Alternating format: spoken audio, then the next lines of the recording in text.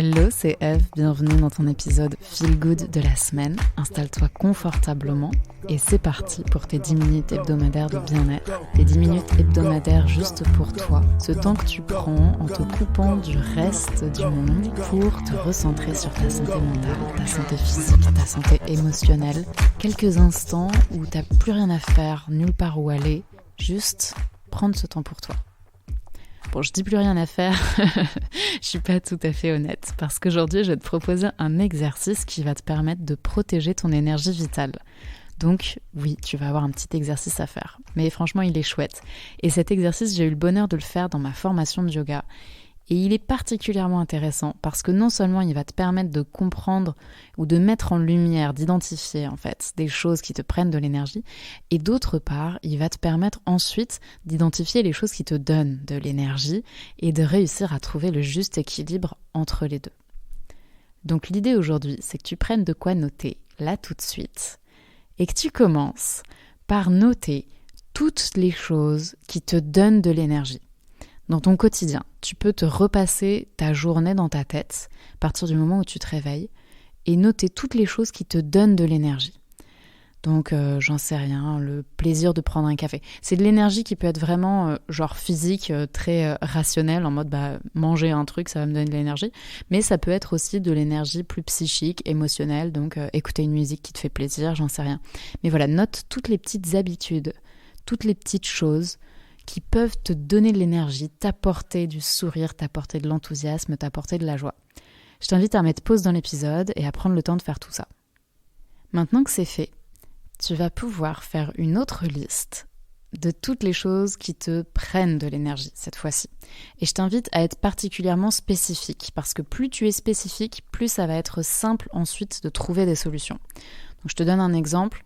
Si prendre les transports en commun, ça te prend de l'énergie, sois très spécifique. C'est pas seulement prendre les transports en commun, c'est peut-être marcher jusqu'au transport en commun, être serré dans les transports en commun, devoir courir quand t'es à l'heure et qu'en plus tu prends les transports en commun et que ça n'avance pas comme tu veux. Enfin, vraiment, identifie quelle est la chose qui te prend le plus d'énergie dans le fait de prendre les transports en commun, par exemple. Ou bien, autre exemple, si tu notes que faire les tâches ménagères chez toi, ça te prend beaucoup d'énergie, sois spécifique à nouveau. C'est quoi les pires tâches ménagères pour toi?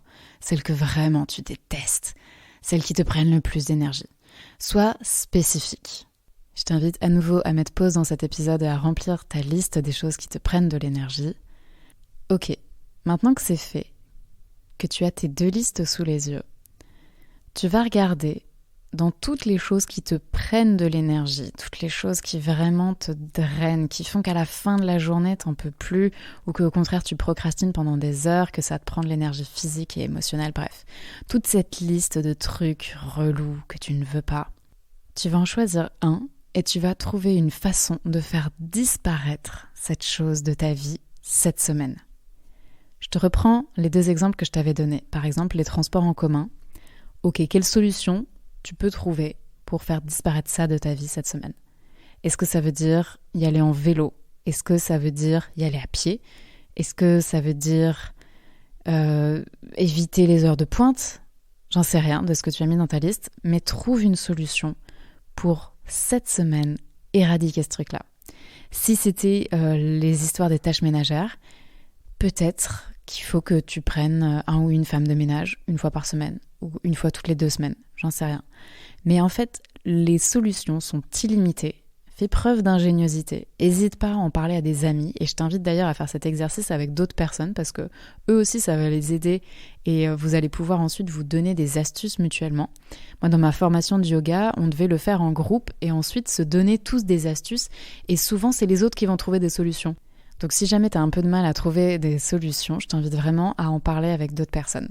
Ok, une fois que tu as trouvé ta solution miracle pour faire disparaître cette chose énergivore de ta vie, tu vas maintenant prendre la liste de toutes les choses qui te donnent de l'énergie, au contraire. Et ma proposition, c'est de te faire un bocal à Energy Giver. Donc en fait, il faut que tu prennes une feuille de papier, par exemple, que sur des petites bandes de papier, tu écrives toutes ces petites choses qui te donnent de l'énergie, tu les plies, tu les mets dans ton bocal et à chaque fois que tu as un coup de mou, tu vas piocher dedans. Parce que le problème avec les coups de mou, c'est que souvent, ils nous amènent à broyer du noir et on n'est plus motivé pour rien, même plus pour faire les choses qui nous donnent de l'énergie. Je te donne un exemple tout bête. Moi, ça m'arrive souvent d'avoir un petit coup de déprime, et dans ces moments-là, je ne vais même pas penser à écouter de la musique, alors que je sais que la musique, c'est quelque chose qui me met en joie. Et d'ailleurs, pas n'importe quelle musique. Il y a des chansons en particulier qui me mettent en joie. Du style Sexy Ladies. elle me donne tout de suite envie de bouger et elle me fait rire.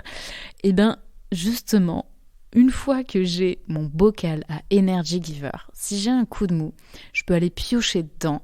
Et si jamais je tombe sur Sexy Ladies, je l'écoute. Même si je suis pas dans le mood à l'instant T, je l'écoute et je laisse agir le pouvoir de mes Energy Givers.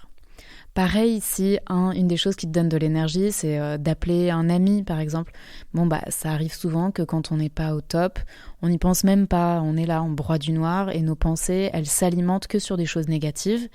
Et de pouvoir piocher dans ton bocal à Energy Giver, ça va te permettre de casser cette boucle triste, fatiguée et de remettre un coup d'énergie, un coup de bonne vibe dans ta vie.